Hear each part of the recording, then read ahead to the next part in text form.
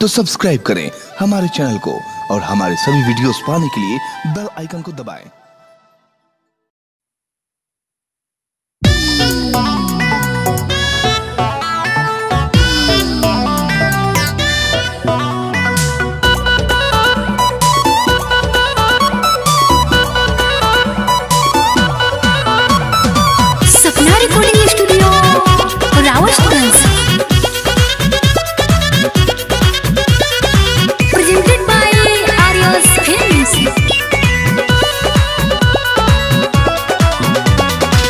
सांझे के होत गदो बेरी के बेला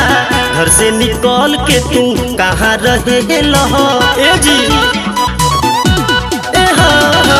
सांझे के होत गदो बेरी के बेला घर से निकल के तू कहाँ रहे लहो कैले मुकुट में तोहर फेरा हो ठीहा जमौले बड़ा आधी आधी रात ले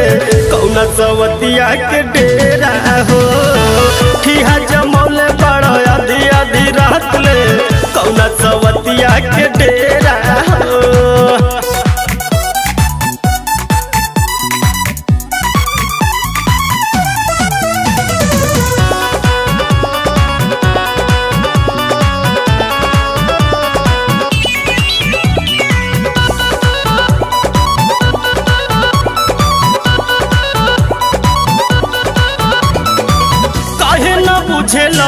कुछो न सुझेला हई चीज तोहर दबो बाहर मन चिचियले रहेला कि मुँह जुठियले रहेला केहू से खराब बनिका काहे न बुझेला कुछो न सुझेला हई चीज तोहर दबो बाहर मन चिचियले रहेला कि मुँह जुठियले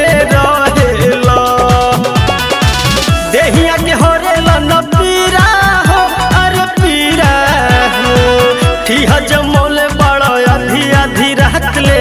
कौना सवतिया के डेरा हो ठीहा जमौले बड़ा आधी आधी रात ले कौना सवतिया के डेरा हो।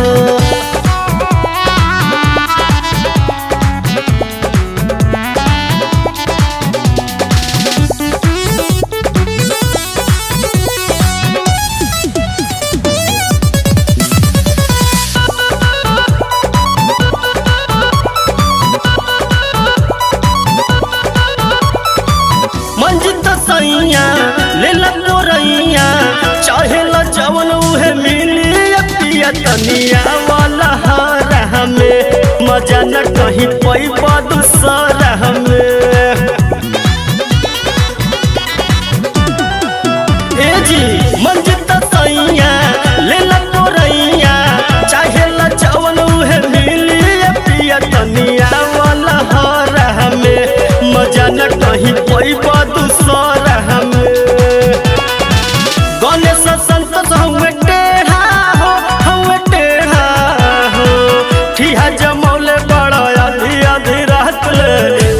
सवतिया के डेरा हो ठीहा जमौले बड़ा आधी आधी रात ले कौना सवतिया के डेरा हो। अब बोलो सुधर जाए।